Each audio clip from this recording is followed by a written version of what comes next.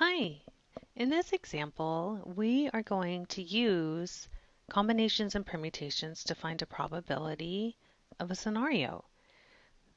So in this case, we have 10 CDs and we're randomly arranging 8 of them. We want to find the probability that the rack ends up in alphabetical order.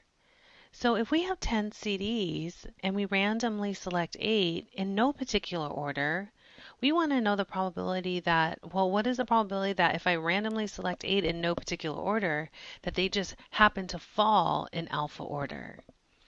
Okay, so let's go ahead and think about this a little bit, right?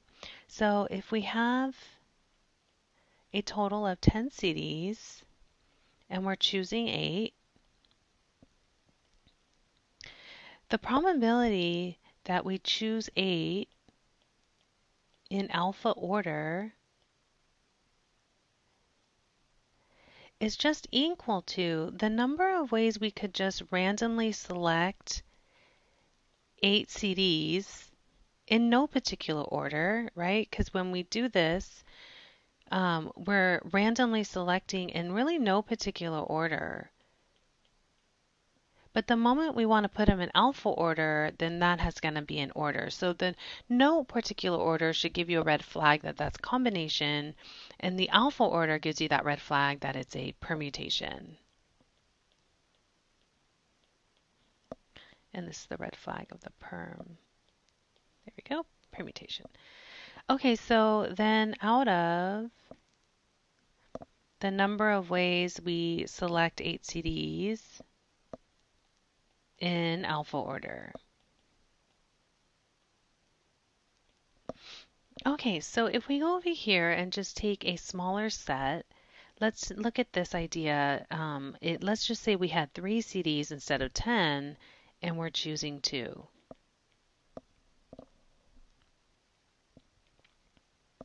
So that way it gives a little bit of context and a smaller set, which would mean that we could easily do this just by hand, right? Writing everything out.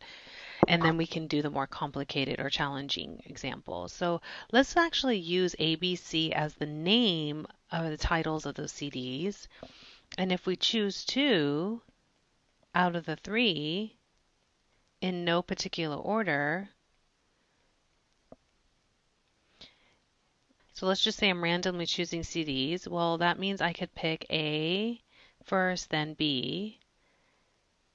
But order is going to matter here, right? Because I couldn't pick B first, then A.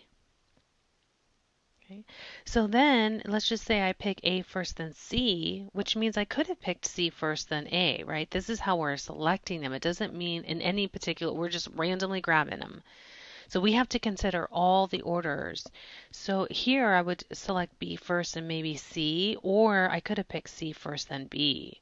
So we could see here that this set of selections of how to pick 2 CDs out of 3, that the order is going to matter, right? Look at this. Like it does matter if I pick A first, then B, or B, then A, right?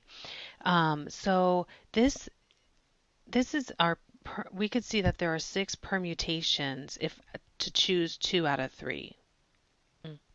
Okay, so we can see here just choosing 2 out of the 3, how many in alpha order, right? I can see A, B, A, C, B, C.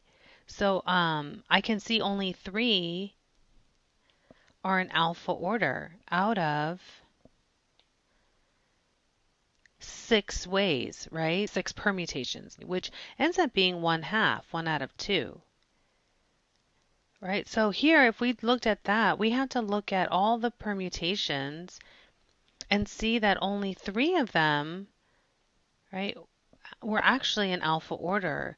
So in this case here, we can pick 8 CDs in no particular order and then look at them in alpha order. So in this case, we're going to have N, which is 10, right? And we're choosing 8, which is R. So we'll have 10 choose 8 all over the total number. We could see we had 6 permutations So we'll have we'll have permutations on the bottom.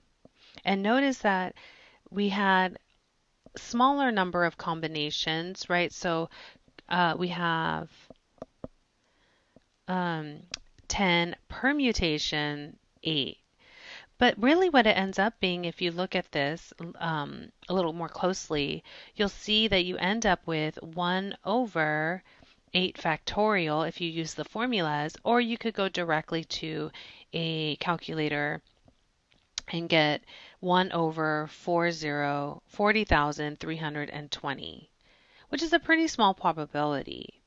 So when we look at a smaller case here, we see that there are always going to be more permutations than combinations because the order doesn't matter. AB is the same as BA, right? And these are the same and these are the same. But with permutations, because the order does matter, we're going to see that we're always going to have more permutations. And because we ended up choosing 2 out of 3, and we saw that only 3 out of the entire value of permutations gave you alpha order, we see that it ends up being however many you're selecting factorial under 1. Okay, I hope this helps.